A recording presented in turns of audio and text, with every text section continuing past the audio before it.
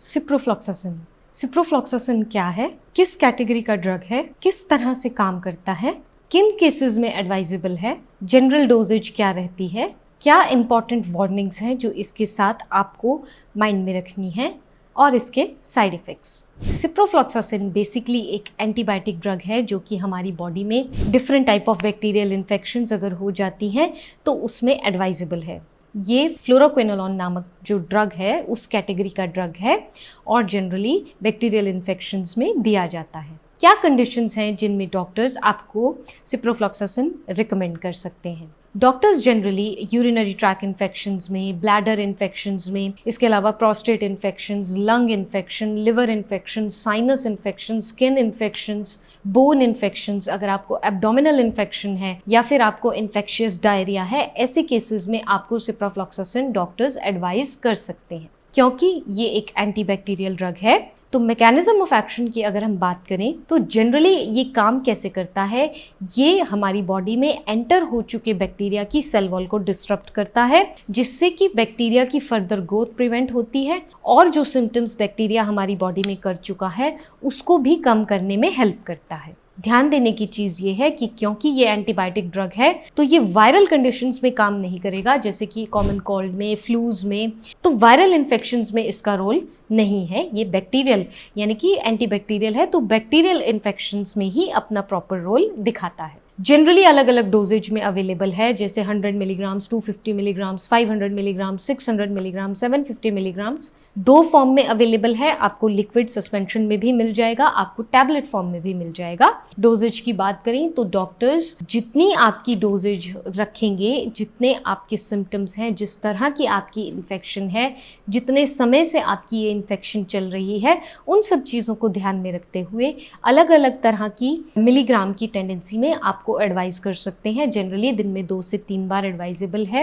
यहाँ ध्यान देने की चीज़ ये है कि आपको पूरा कोर्स इसका कंप्लीट करना है। जब तक डॉक्टर ने आपको ये दवाई दी है पूरा कोर्स आप इसका लें अपनी तरफ से, ना आप इसको पहले से लेना बंद करें ना ही इसको शुरू करें। कुछ इंपॉर्टेंट प्रिकॉशंस जो इस ड्रग के साथ आपको माइंड में रखनी है, जो कि नंबर 1 है, अगर आपको किसी भी तरह के एंटीबैक्टीरियल से एलर्जी है या फ्लोरोक्विनोलोन ड्रग से आपको किसी भी तरह की एलर्जी शो करता है तो आपको अपने डॉक्टर को प्री इन्फॉर्म करना है।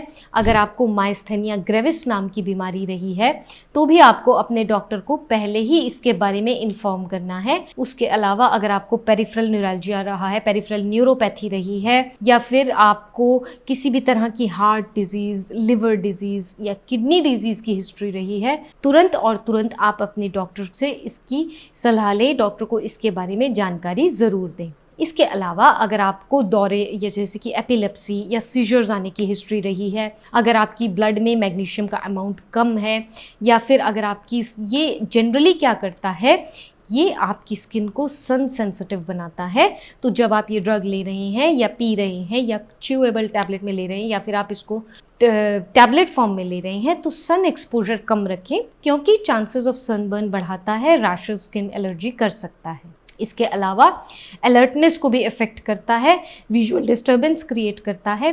विजुअल डिस्टर्बेंस और अलर्टनेस की इफ़ेक्ट की वजह से इसके साथ ड्राइविंग जो है वो अवॉइड करने की सलाह दी जाती है। बात करें अल्कोहल की तो जनरली अल्कोहल में ये रिकमेंडेड नहीं है, अल्कोहल आप इसके साथ ना लें तो अच्छा है। 2 इम्पॉर्टेंट फीमेल्स के कैरेक्टर, अगर आप प्रेग्नेंट हैं या ब्रेस्ट फीडिंग है तो ये ड्रग आप डॉक्टर की सलाह से लें, गायनेक की सलाह से लें, अपनी तरफ से ये ना लें। जनरली ब्रेस्ट फीडिंग में ये ड्रग रिकमेंडेड नहीं होता और प्रेगनेंसी में अगर इमरजेंसी केस है तो केवल और केवल डॉक्टर की सलाह पे आप इस ड्रग को लें।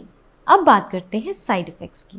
इस ड्रग के साथ इम्पॉर्टेंट चीज़ देखने को ये आई है कि कुछ कॉमन साइड इफ़ेक्ट्स जैसे कि nausea, vomiting, dizziness, diarrhoea, stomach pain, इनके अलावा कुछ सीरियस साइड इफ़ेक्ट्स भी देखने को मिल सकते हैं। वो सीरियस साइड इफ़ेक्ट्स क्या हैं? वो सीरियस साइड इफ़ेक्ट्स आपके टेंडन्स पे इफेक्ट आ सकता है। मसल्स का साथ देने वाले टेंडन्स, उनको ये ड्रग इफेक्ट करता है और आपको मसल पेन या टेंडन पेन हो सकती है। न्यूरॉन्स पे एक्ट करता है, आपको पेरिफेरल न्यूरोपैथी कर सकता है। न्यूरल्जिया में जनरली आपकी नर्व्स में पेन होना शुरू हो जाएगा, आपको नंबनेस फील होगी, सुन्नपन आ जाना, या फिर एकदम से झटका सा लगना, या फिर ऐसा हो सकता है कि हाथ पैर कांपने लगे। इस तरह के फीचर्स आपको देखने को मिल सकते हैं। इसके अलावा मेंटल इफ़ेक्ट कर सकता है, जैसे हेल्यूसिनेशंस आ सकती हैं। उसके अलावा आपको डिमेंशिया हो सकता है।